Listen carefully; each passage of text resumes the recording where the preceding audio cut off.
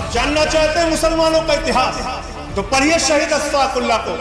जब फैजाबाद की जेल में उनको फांसी के फंदे पर ले जाया जा रहा था, उनसे पूछा गया आपकी कोई अंतिम इच्छा, तो उन्होंने कहा कुछ आरजू नहीं है, बस आरजू है इतनी, रख दे जरा से कोई खाके वतन कफन पे। यह है मुसलमानों का इतिहास पढ़ने वाला। अच्छा हुआ आप 1857 में नहीं थे, वरना दाढ़ी रखा कर जिन उलेमाओं ने अंग्रेजों के खिलाफ लड़ते हुए अपने सर कटवाए, उनके बलिदान को आप शर्मिंदा कर डाले।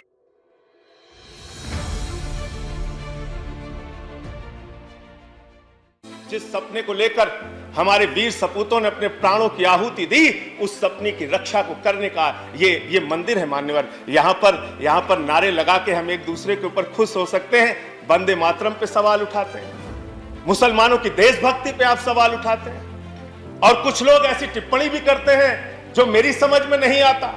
मैं अन्ना जी के आंदोलन के मंच का संचालन कर रहा था मान्यवर।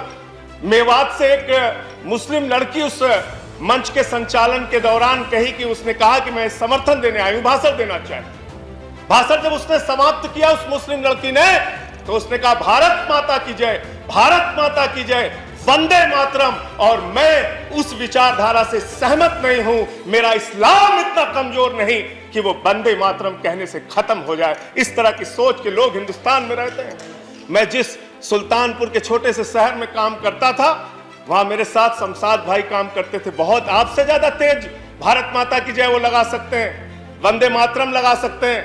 आप आज इस नए भारत में कर क्या रहे हैं? झारखंड में क्या हुआ मान्यवर? चोरी के आरोप में एक आदमी को पीट के मार दिया गया, इसलिए कि वो मुसलमान था, एक वर्ग विशेष से था। क्या इसकी चिंता इस सदन को नहीं होनी चाहिए? क्या धर्म के नाम पे इस देश के अंदर बंटवारे चलते रहेंगे? ये विविधता में एकता वाला देश है। यहाँ पे सभी धर्म, सभी जाति, सभी वर्ग के लोगों को सम्मान से रहने का हक है। लेकिन आपको तो दाढ़ी से आपत्ति हो जाती है, टोपी से आपत्ति हो जाती है।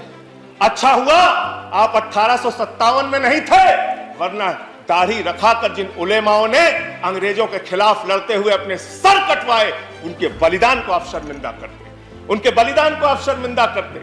आप जानना चाहते हैं मुसलमानों का इतिहास, तो पढ़िए शहीद अशफाकुल्लाह को। जब फैजाबाद की जेल में उनको फांसी के फंदे पर ले जाया जा रहा था, उनसे पूछा गया आपकी कोई अंतिम इच्छा, तो उन्होंने कहा कुछ आरजू नहीं है, बस आरजू है इतनी, रख दे जरा से कोई खाके वतन कफन पे। यह है मुसलमानों का इतिहास पढ़ लेना, बहादुर शाह जफर के इतिहास को पढ़ लेना। उनके बेटों का सर कटवा के रंगून की जेल में उनके सामने रखा गया मान्यवर। पुलिस के अंग्रेज के पुलिस अफसर बहादुर शाह जफर को गिरफ्तार करने के लिए आए थे, तो उनका मजाक उड़ाते हुए उन्होंने कहा कि उनका मजाक उड़ाते हुए कहा कि दमदमे में दम नहीं, अब खैर मांगो जान की, ऐ जफर ठंडी हुई शमशीर हिंदुस्तान की। तो उस बहादुर शाह जफर ने अंग्रेज अफसर को जवाब दिया था कि गाजियों में बू रहेगी, जब तलक ईमान की तख्त लंदन तक चलेगी। देख हिंदुस्तान की, हिंदुस्तान के मुसलमानों के इतिहास को पढ़िए, तो उनके प्रति आपके मन में सम्मान पैदा होगा।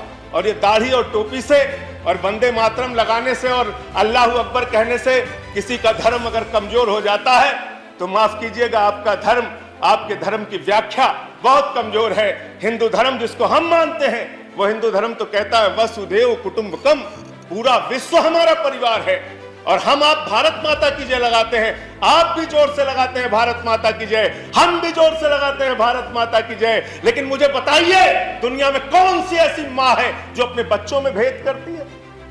दलित बच्चे को अलग निगाह से देखेगी, मुसलमान बच्चे को अलग निगाह से देखेगी, पिछड़े बच्चे को अलग निगाह से देखेगी, सिख बच्चे को अलग निगाह से देखेगी।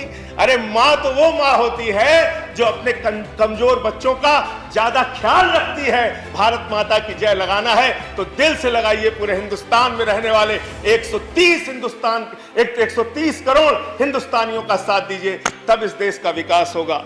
चमन में एक तलाते रंग बू से बात बनती है, चमन में एक तलाते रंग बू से बात बनती है। हम ही हम हैं तो क्या हम हैं, तुम ही तुम हो तो क्या तुम हो। इस बदलिए, इस धारणा को बदलिए, इस विचारधारा को बदलिए।